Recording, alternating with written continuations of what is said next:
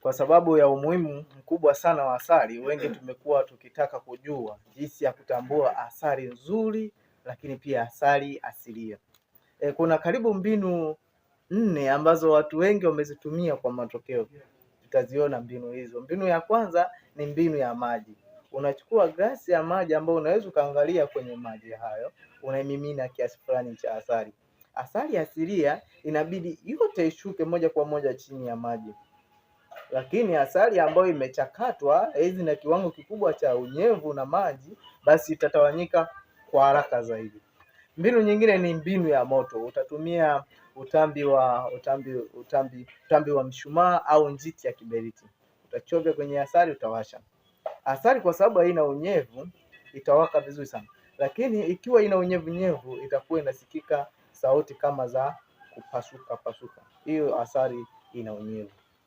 Mbinu nyingine ambao watu wengi hupenda kuitumia ni karatasi laini. Kutia asali kidogo kwenye karatasi laini, wengine hujaribu hata kufikicha kidogo, basi asali asilia haitapitisha unyevu kwenye hiyo karatasi, au unyevu huo hautasambaa kuingia katika karatasi hiyo. Kwa nini? Kwa sababu asali ina unene, kwa hailoanishi kwa haraka karatasi. Lakini mbinu nyingine ni kuganda kwa asali. Wewe ndio ukajiuliza, kuganda kwa asali? Ndiyo, kuganda kwa asali au crystallization ni mbinu pia ya kuitambua asali asilia mbichi. Na takupa angalau sababu kwa nini asali mbichi, asali asilia inaganda. Kuna kati ya sababu pia, ya kwanza ni uwiano kati ya glucose na fructose. Hizi ni aina kuu mbili zinazounda asali. Ile ladha ya utamu unaosikia ni kwa sababu ya sukari hizi mbili, glucose na fructose. Glucose ni asali ambayo inawajibika sana kwenye kuganda kwa asali. Hii ndiyo sukari inawajibika zaidi. Na kuna mimea ambayo huwa inatoa sana asali ya aina hii, kwa mfano alizeti au pamba. Kwa hiyo tunatarajia asali ambayo itatoka mikoa kama ya Singida, ambao ni ukulima sana wa alizeti, itakuwa inaganda kwa haraka zaidi, tofauti na maeneo mengine. Lakini pia fructose, hii ni asali ambayo ina kiasi kidogo sana cha kuganda na kiasi kikubwa sana cha kuyeyuka.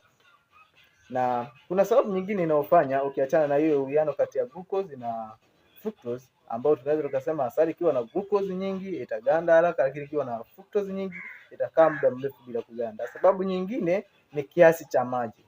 Asali yenye kiasi kikubwa cha maji au unyevu haigandi upesi, lakini asali ambayo ina kiasi kidogo sana cha maji, angalau 17% hadi 21%, basi asali hiyo haitaganda upesi. Lakini pia kuna sababu nyingine ya tatu asali ambayo inaweza kusababisha kuganda ni joto au hali ya hewa. Kuanzia nyuzi joto 10 hadi 15, basi asali huganda. Lakini kuanzia nyuzi 25 kuendelea au chini ya 5 au kwenye friji, basi asali kamwe haigandi.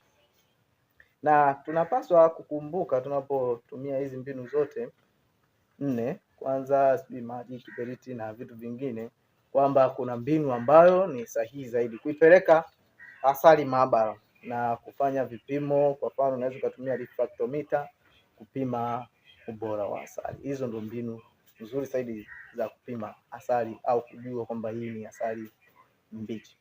Na ukifika CDTF Enterprises, hapa ndipo unaweza ukapata asali nzuri, asali mbichi ambayo itakufaa kwa tiba, chakula na matumizi mengine kama vile malighafi.